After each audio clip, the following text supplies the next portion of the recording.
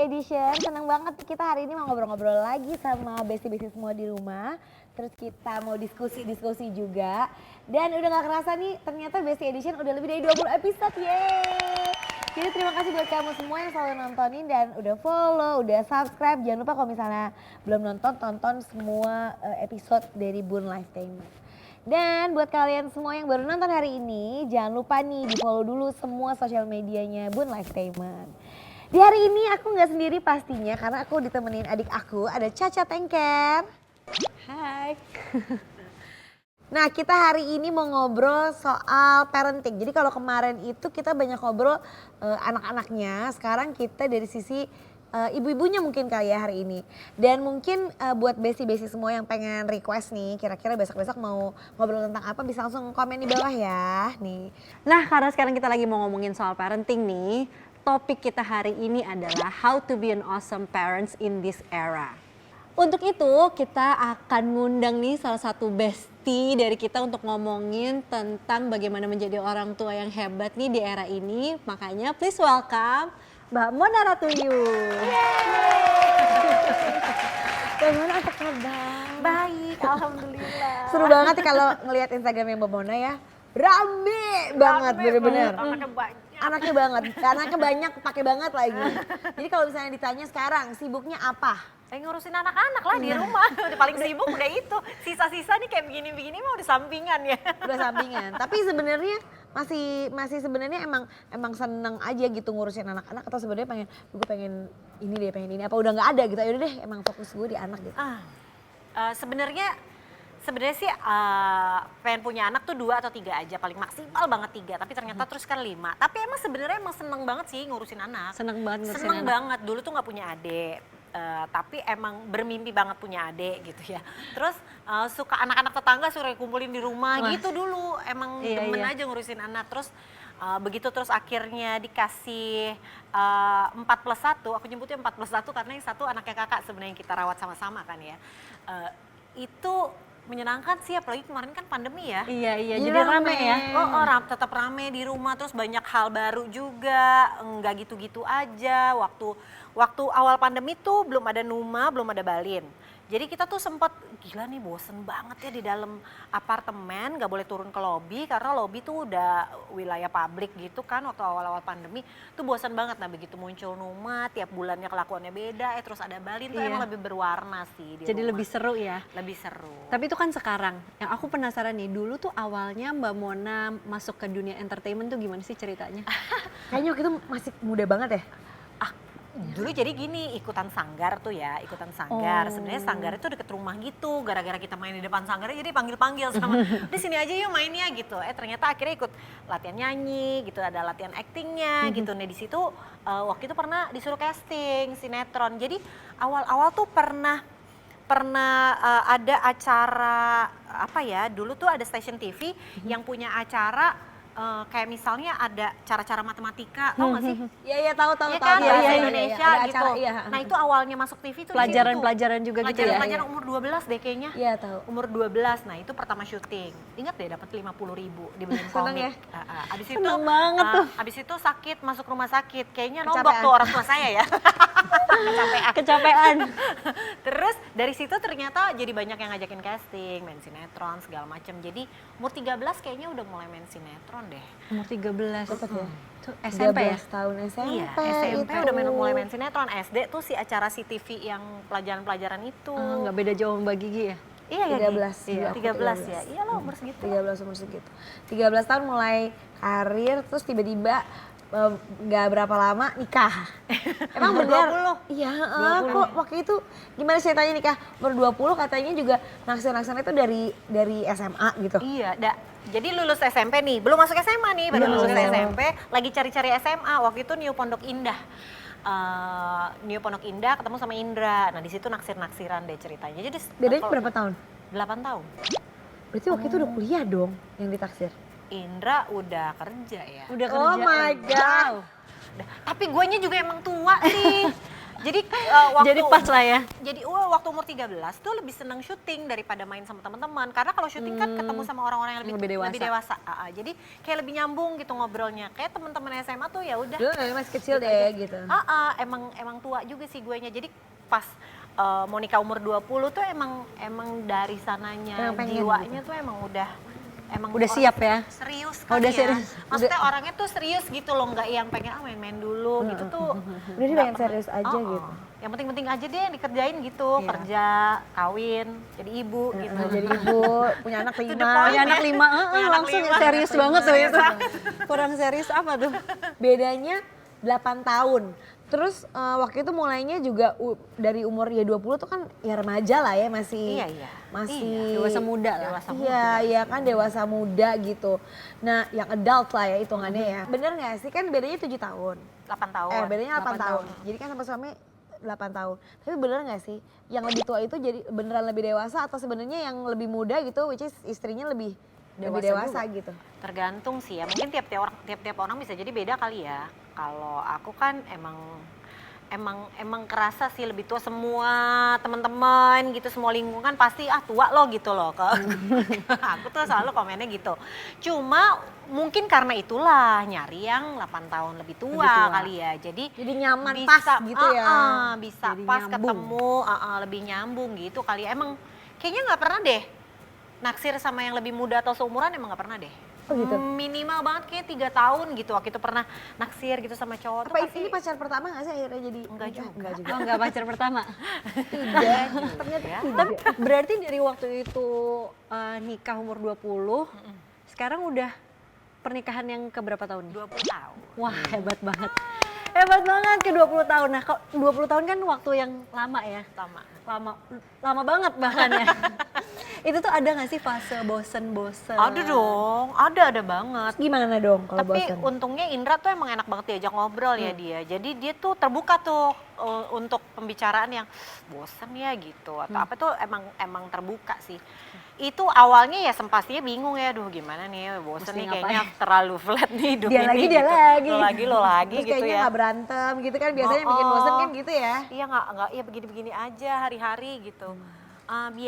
Akhirnya menemukan ide bahwa ya kan yang baru nggak harus pasangannya ya, yang baru tuh kan bisa jadi banyak hal gitu, kayak hobinya, atau misalnya goalsnya, atau misal ngapain deh yuk bikin sesuatu hal yang baru. Waktu itu beli sepeda, sepedahan berdua, walaupun sepedahannya ke warung pecel lele ya, makan. Seru juga ya. Tapi itu seru loh, itu yang bikin jadi gak bosen. Tadinya kan kita nggak begitu gitu, terus jadi ada hal baru lah gitu setidaknya. Tapi belakangan sih jadi nggak bosan karena anaknya baru terus ya. Ya, itu dia. Kayaknya 20 tahun ada anak di setiap era gitu ya. Kayak 20 tahun, Jadi gimana 20 mau bagi bosen 5 tuh? berarti 4 tahun sekali punya anak lah ya kurang lebih ya. Kalau dibagi. dipukul rata tuh, kalau dipukul rata. Pertama 6 tahun baru punya anak lagi. Nah di situ kali bosannya ya. Terus abis itu beda 3 tahun anaknya. Abis itu kan beda 9 tahun tuh. Jadi kayak ya 9 flat tahun lah. itu justru ya. yang- Kayaknya ya udah begitu-begitu aja gitu. Itu pasti ada bosannya. Nah belakangan emang gak bosan-bosan sih karena intens ya justru ya. ada hal baru terus tiap hari. Ada yang pecah, ada yang apa gitu. Ada di sebelah sini ada yang nangis, sebelah sini ada yang ribut ya kan. Kadang-kadang dua-duanya nangis, kadang-kadang dua-duanya sakit ya Wah, kan itu seru. tuh. Nah itu kan berarti menurut Mbak Mona sama Mas Indra kalau dalam pernikahan itu kan emang harus diusahain terus kan. Iya Seperti yang tadi dibilang kan tiba-tiba beli sepeda atau apa gitu. Nah usaha apa yang paling lucu gitu yang pernah kalian lakukan untuk ibaratnya untuk terus jatuh cinta, untuk terus pernikahan itu tambah seru gitu tuh paling seru, paling lucu atau paling aneh apa ngapain gitu? Ide-ide berwarnanya pernikahan kan sekarang tuh kan jadi banyak ya Iya. di Instagram gitu misalnya bulan madu kedua, ketiga, keempat. Kalau zaman dulu kan kita nggak kepikiran sama sekali. Iya, makanya. Iya Yang kan? mau ngobrol sama orang juga bingung kan kadang-kadang. Iya. Nah waktu itu tuh Indra tuh tipe yang kalau liburan mesti ngajak anak. Sementara aku tuh pengen banget deh liburan berdua, masa nggak boleh sih gitu ya waktu itu ya. Akhirnya ya, akhirnya tuh aku waktu itu pernah bosan banget pas anak kedua. tiap hari gue ngasuh anak terus di rumah ya kayaknya aduh udah gini-gini banget nih gitu. Terus akhirnya pengen nunggu anniversary lama, anniversary bulan September, waktu itu bulan Februari kita Valentine aja nih, Valentine udah Februari Udah nih, nyari-nyari gitu nih kan. pokoknya Oh nih. nyari-nyari, padahal kita mah gak pernah ngerayain Nyari-nyari Valentine. Ini ada Valentine momennya nih, udah deh bikin getaway gitu, tapi bikin surprise buat Indra. Soalnya kalau dikasih tahu dia gak bakalan mau Nggak juga. harus Iya, bawa iya, anak-anak. iya, Harus bawa anak-anak ujung-ujungnya kan, akhirnya udah. Masih nyusuin Raka waktu itu, tapi Raka kayaknya umurnya udah mau 2 tahun, jadi udah deh nggak apa-apa ditinggalin sehari dulu deh, karena emang belum pernah ninggalin anak-anak. Jadi beli tiket ke Bali, jangan jauh-jauh ya, biar pulangnya gampang lo ada apa-apa kan. Ke Bali, first flight, pulangnya last flight, jadi seolah-olah kayak 2 hari, padahal mah cuma semalam doang Iya. kan. Capeknya kayak seminggu tapi tuh kayaknya. Bener-bener. Jadi Kejadian tuh. jadi tiketnya dimasukin ke dalam box hadiah gitu, jam 4 pagi waker bunyi. Terus, hah? Ini waker apa nih gitu kan? Indra bangun-bangun bingung. Aku punya hadiah Valentine buat kamu. Hadiah Valentine? Udah gak pernah Valentinean. Ada hadiah jam 4 Alasan pagi. aja. Ada apa gitu.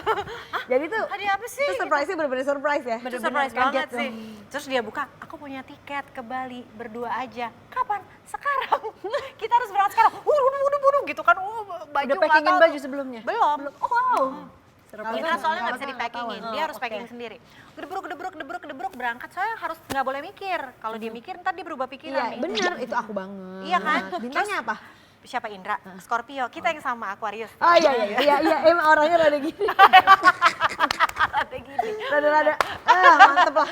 Terus udah nih berangkat ke Bali, sampai Bali tuh Indra tuh sampai nyasar-nyasar karena dia kayak leng-lengan.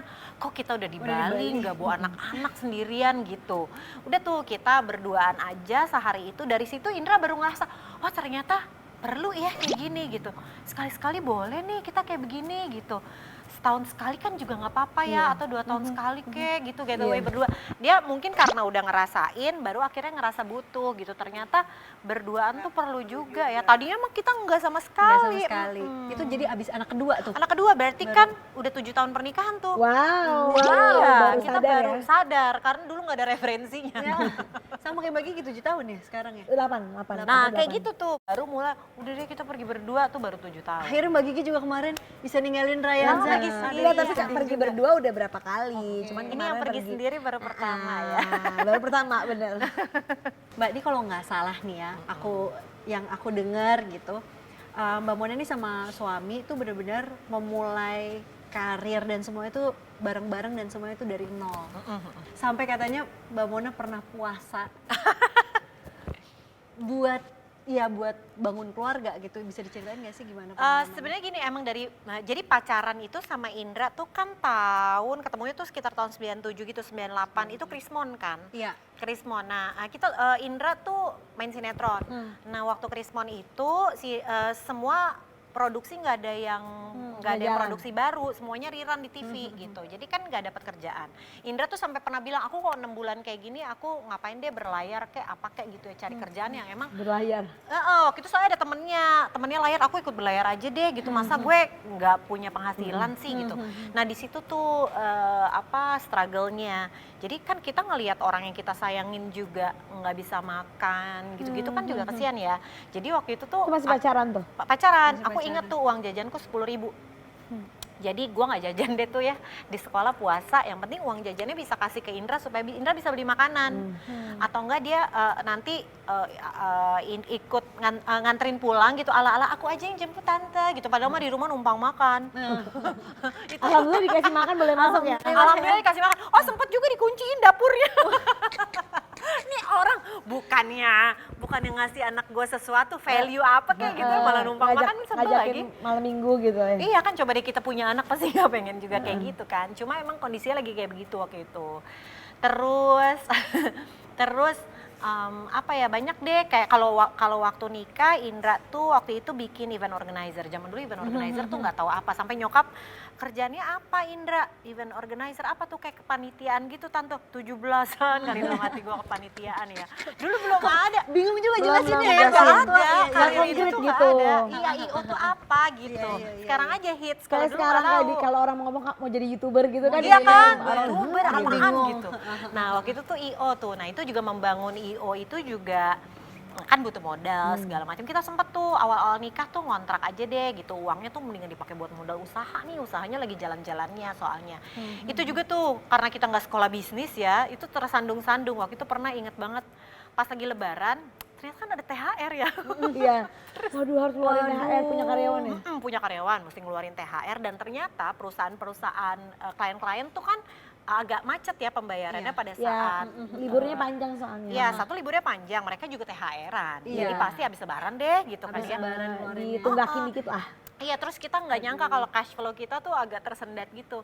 Jadi daripada kan masa karyawan gak digaji ya, nggak mungkin juga. Akhirnya kasihan. uangnya ke sana, kita yang nggak lebaran. Jadi buka puasa nyeplok telur, pernah tuh. Terus aku beresin tas, cari-cari kali keselip gitu 100.000 ya. Di tas gitu buat uang makan, itu pernah tuh, padahal punya perusahaan. Ya ampun, Masya Allah. Tapi ya hebat banget cash sih flow kayak tuh gitu. kadang-kadang ya kalau kita nggak itu ya bisa berantakan Emang iya, juga. ya punya Ya perusahaan itulah gitu. dia, makanya orang tuh kadang-kadang suka mikir tuh punya perusahaan itu duitnya orang kaya banyak nih, gitu. gitu ya. Padahal masalah Bukan banyak. gitu ceritanya ya Iya, kan? kadang-kadang banyak sih ya, tapi kadang-kadang nyusruk Iya. juga. Iya, jadi banyak ya ternyata orang-orang tuh yang punya stigma-stigma kayak gitu tuh kalau bikin perusahaan tuh pasti orangnya kaya, pasti sukses, pasti tahu semuanya gitu. Ternyata nggak gitu juga. Apalagi ada juga nih stigma-stigma yang bilang kalau oh jadi kalau cari suami tuh udah harus yang mapan, yang kaya gitu. Ternyata nggak gitu juga ya. Sebenarnya nggak apa-apa juga ya kalau punya pandangan kayak gitu. Cuma kan roda dunia itu kan berputar ya. Kalaupun misalnya nih kayak sama orang kaya, terus kalau akhirnya kan itu kan kita nggak bisa jamin dia kaya akan selamanya ya. Namanya juga ada naik turun. Kalau perusahaan juga ada naik turun, kita berkarir juga naik turun gitu. Jadi nggak jaminan juga sih. Kalaupun kita misalnya nikah sama orang yang pas-pasan juga nggak jaminan dia akan seumur hidup kayak gitu. Benar. Gitu. Bisa Jadi yang penting gimana perempuan juga harus siap gitu ya untuk iya, menghadapi dengan segala kondisi. kondisi apapun itu gitu. Nih dari yang 20 tahun menikah, kan punya anak perempuan juga, berarti anak perempuan 3. 2. 3 Tiga ya? dong. Kok gue errornya? Ya bener 3. Anaknya 3. Nah, apa sih suggest dari seorang perempuan yang udah nikah 20 tahun? Kalau dulu kan ya, mungkin ya kalau orang tua kita kan pengen kamu harus cari yang ya tadi ya harus mungkin salah satunya harus cari yang mapan, harus cari yang gini. Cuman yang paling penting carilah pasangan yang seperti apa? Itu aku mau dengerin baik-baik karena anak aku perempuan dua-duanya. Iya sih bener juga ya. Cari pasangan yang mau belajar sih. Yang mau belajar karena kan zaman berubah-berubah terus gitu. Kayak misalnya kita nikah nih sama sama pasangan kita gitu. Sekarang sama terus punya anak berubah lagi. Punya anak 1 sama punya anak 2 berubah lagi. Nanti anaknya remaja, hidupan kan berubah terus. Kalau kita stuck nggak mau belajar, ya kita akan nyangkut gitu. Kayak misalnya nih sebelum pandemi kan karir tuh apa, setelah pandemi Beda-beda beda lagi. peluang-peluang bisnis, beda-beda karir. Itu kan kita harus mau terus belajar, cari peluang kreatif, inovatif, itu sih sebenarnya yang paling penting ya. Maksudnya bukan cuma di masalah kerjaan atau rezeki aja sih, tapi gimana menjalin relasi gitu ya, suami istri, bapak anak, ibu anak, itu kan emang mesti mau Jadi penting terus banget mau belajar gitu Mau kan. belajar. Oke, tolong digaris bawahi. Besti-besti. Besti-besti ya. Kalau cari suami itu yang mau belajar. Iya. Tadi intronya udah awal karir, pernikahan udah. Sekarang intinya tadi kan kita katanya mau ngebahas soal how to be an awesome parents, ya kan? Jadi menurut Mbak Mona dan mungkin Caca sebagai psikolog juga, definisi awesome parents menurut kalian gimana sih? Apa, Cak? Kasih tahu dong. Mungkin Mbak Mona dulu kali yang pengalamannya udah lama gitu. Aku banyak belajar teorinya, pengalamannya baru sedikit, tapi Mbak Mona pasti udah ngerti lah. Mungkin aduh banyak nih di kepala ya isinya ya. Cuma sebenarnya gini sih, lebih kepada kadang-kadang kita orang tua tuh terfokus sama diri kita sendiri ya. Maksudnya gimana caranya biar gue nggak repot nih, gimana caranya biar aduh kamu ngerti dong, ngerti bunda dong, bunda tuh udah kerja, udah mesti jagain kamu, udah gitu kan. Cuma kan anak-anak nggak mungkin ngerti orang tuanya ya, orang dia nggak pernah jadi orang tua ya. Jadi lebih ke yang penting terfokus bahwa kita itu punya tanggung jawab untuk ngedampingin anak-anak gitu. Jadi fokusnya kepada kebutuhannya anak-anak gitu. Kebutuhannya anak tuh apa sih? Belajar untuk selalu mau belajar untuk mengenal anak-anak lebih baik supaya bisa memenuhi kebutuhannya, supaya bisa mencintai dia juga. Karena dianya kan juga dinamis ya. dia yang 3 tahun sama dia yang 8 tahun sama dia yang preteen sama dia yang remaja tuh bisa beda-beda terus gitu. Jadi kalau kita ngerasa gue kenal anak gue, itu sih nggak mungkin kayak gitu ya, karena kita harus terus mau kenalan nih sama anak kita, karena anak kita kan emang jadi orang yang berbeda terus menerus gitu setiap harinya gitu. Nah dari situ baru deh bisa kenal kebutuhannya apa, cara mencintainya tuh gimana gitu. Itu aja sih sebenarnya. Aku setuju banget sih tadi Mbak Mona, yang penting gimana kita kenalan sama anak untuk penuhin kebutuhan anaknya juga. Tapi mungkin balik lagi juga ketika kita menuhin kebutuhan anak, kita juga butuh tahu batasan kita sebagai orang tua kayak gimana gitu. Kadang-kadang kalau kitanya nggak kenalan atau nggak berkoneksi sama diri sendiri, kita cuma mikirin koneksinya ke anak aja. Kita jadi ngerasa kehilangan diri sendiri, terus ujung-ujungnya pas udah tua nanti nyalahin anak gara-gara kamu, aku jadi kehilangan nggak diri happy sendiri, loh. nggak happy, nggak apa. Jadi kayaknya itu penting juga sih kenalan. Untuk jadi awesome parents tuh perlu banget kenalan kebutuhan anak, kenalan kebutuhan diri, sama kenalan sama kebutuhan sama pasangan juga kali ya. Biar kita bisa sejalan nih gitu. Seenggaknya kalau kita jalannya beda tapi tujuannya sama pasangan, gimana mau jadi orang tua yang seperti apa, mau ke arah mana nih kita ngedidik anaknya. Kalau ada yang salah bisa saling ngingetin gitu, biar kita bisa memenuhi kebutuhan anak dengan sesuai sama kebutuhannya, bukan sesuai sama kebutuhan kita. Karena kita udah bisa membedakan nih, oh ternyata me time yang kali ini tuh kebutuhan aku, atau me time yang kayak kali ini tuh memang kebutuhan keluarga biar aku bisa lebih fokus nanti pas ngadepin anak gitu. Itu kan perlu juga tuh kayaknya dikenalin. Setuju sih, setuju. Iya, apalagi udah punya anak yang teenager juga udah ada kan? Ada lengkap. Lengkap loh semuanya Ini loh. ada. Aku harus banyak Iya. tanya sih, karena kayak apa ya, kita kan jadi ibu-ibu tuh pasti, kalau aku ya pasti aku ngebayangin bawel, rese gitu menurut anak gitu. Tapi kan nggak pengen juga dibilang rese, nanti dia nggak mau deket sama kita gitu kan. Iya, iya. Jadi gimana dong biar awesome gitu. Oh, biar awesome. Biar So awesome awesome. banget ya.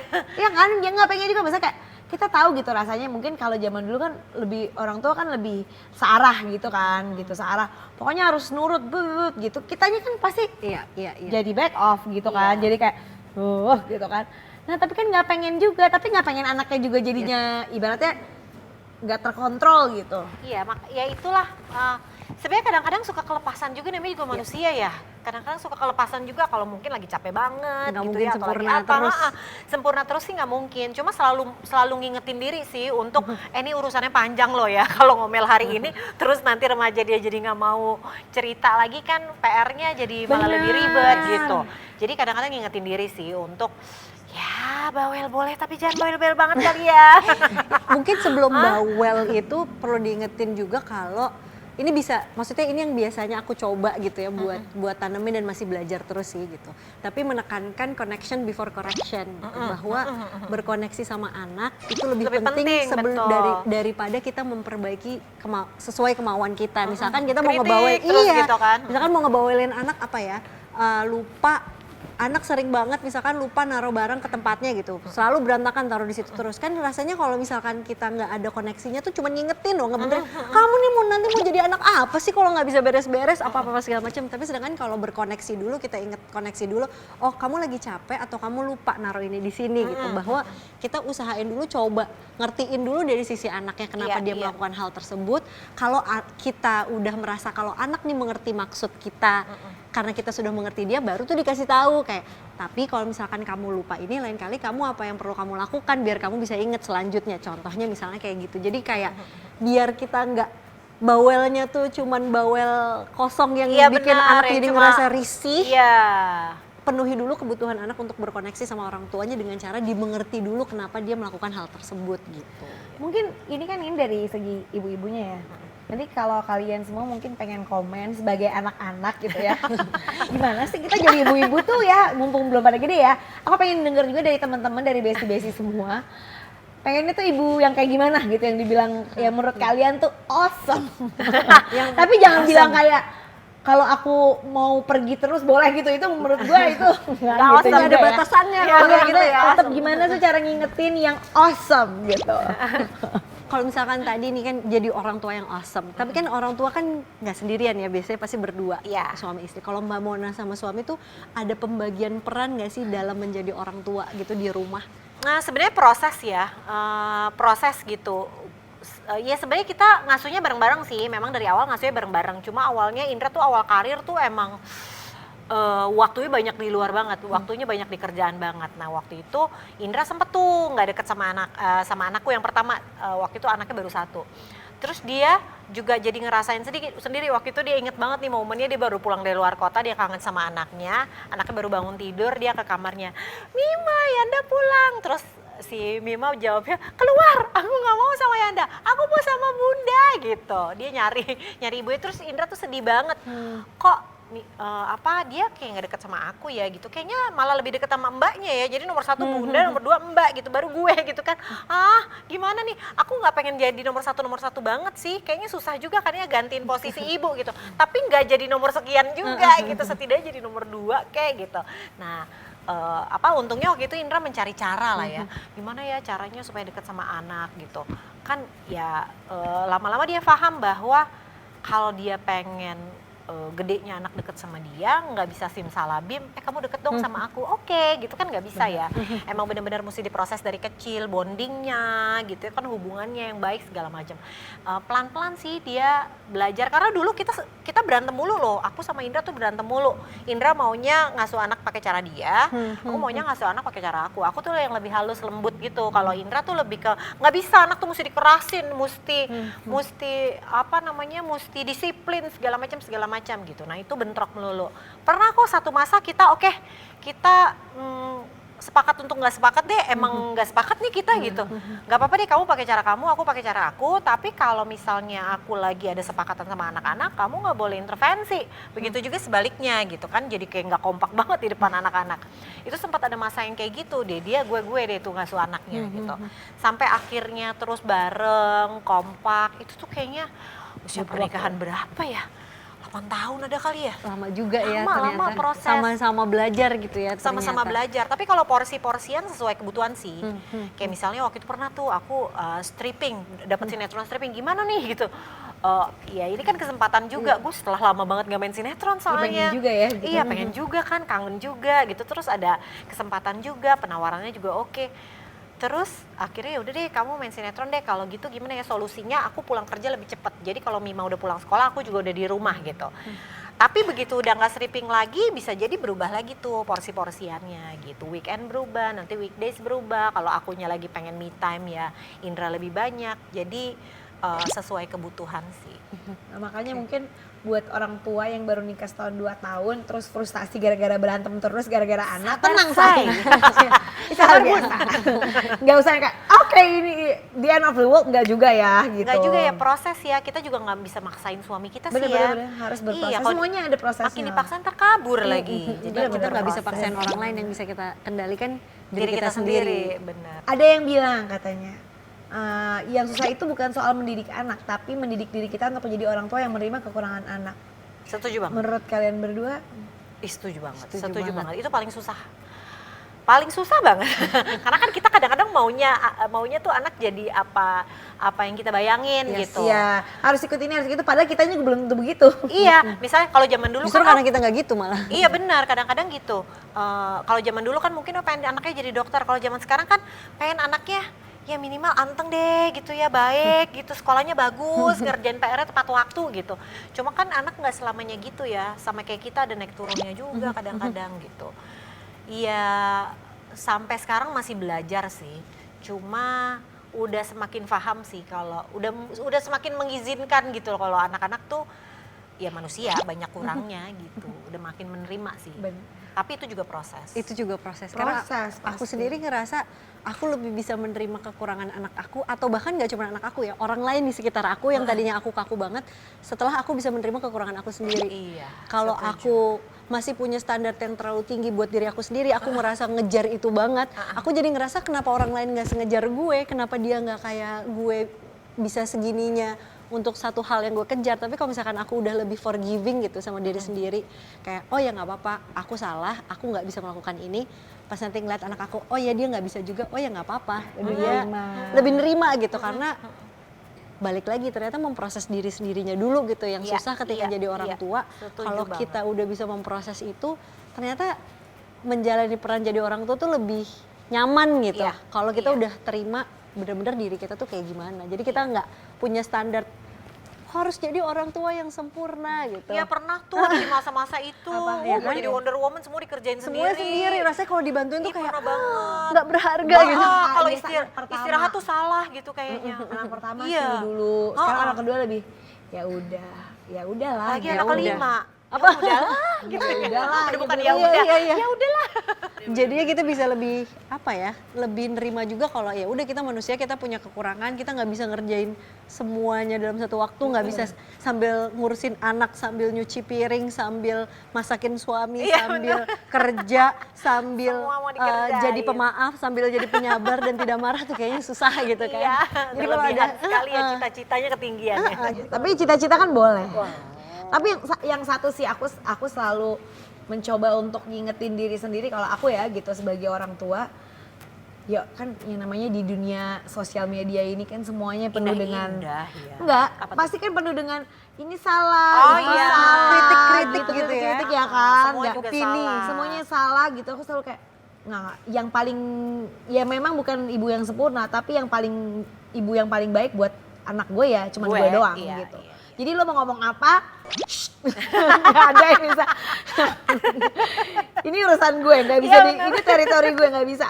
Konsekuensinya ada di gue full, nggak akan ada dimanapun. Jadi aku selalu mencoba untuk Aku kayak gitu. pernah sih jadi ibu yang lumayan judgmental ya, tapi setelah punya anak 5, udah gitu ada yang udah gede pula ya, pernah mengalami dia preteen, dia remaja, dia suka ngebentak-bentak gitu, lagi heboh-hebohnya. Ya akhirnya ya memang tiap anak unik, tiap keluarga Iya, benar. unik, Tiap orang keluarga tuanya beda-beda. Iya, kata orang tua. Jadi nggak bisa Situasinya unik, dibilang gimana kayak ya? tuh anak tuh harusnya kayak gitu, jangan ibunya kayak Nggak ada gini. harusnya Lo nggak pernah juga. ada di kaki gue Iya, kayak benar. gitu. Jadi kayak Nggak bisa menghakimi nggak lah bisa ya. gitu. Itu menurut aku udah deh gitu. Udah kayak bahkan kadang-kadang kalau ya maksudnya kayak itu ngomong juga udah. Aku untuk mencoba untuk oke ini yang paling ini ya, tapi didampingi juga dengan ya baca. Iya, Nah, iya, orang-orang iya. yang emang bener-bener yang penting-penting aja untuk didengar. Kalau aku tuh mencoba juga untuk selalu ngingetin diri sendiri bahwa yang namanya orang tua, keluarga, ya pasangan suami istri itu menurut aku ya nggak ada intensitas buruk. Tapi tadi aku juga mau apresiasi sih, tadi Besti yang curhat tuh dia sebenarnya sudah menyadari bahwa ibunya tuh juga lagi belajar loh untuk jadi orang tua. Awalnya kan dulu waktu Mima SMP dibawa ke psikolog anak, terus SMA dibawa ke psikolog klinis karena udah mulai concern ada si self harmnya itu sendiri gitu. Situasi yang baik-baik aja, yang mestinya penuh dengan syukur gitu ya, rumahnya oke, sekolahnya oke, temennya baik, itu tidak menjamin seseorang punya kesehatan mental yang baik juga sih Benar. ternyata. Stigma orang kan kayak ke psikolog tuh kayaknya gila gitu. Bener gak sih ya? Iya. Kebanyakan orang lo ngapain ke psikolog tuh gila gitu kan.